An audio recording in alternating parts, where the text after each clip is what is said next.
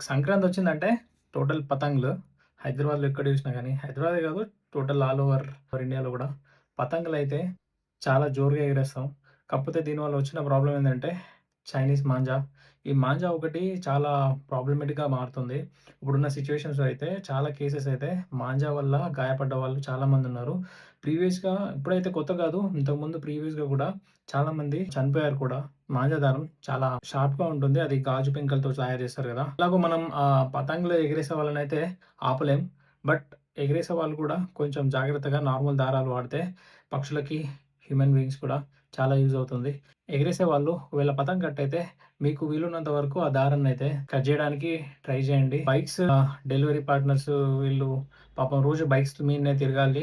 చూసుకొనెళ్ళండి. ఇప్పుడు కొత్తగా అయితే మార్కెట్‌లోకి సేఫ్ గార్డ్స్ వచ్చాయి. బైక్స్‌కి, స్కూటీస్ కానీ పెట్టుకోవడానికి.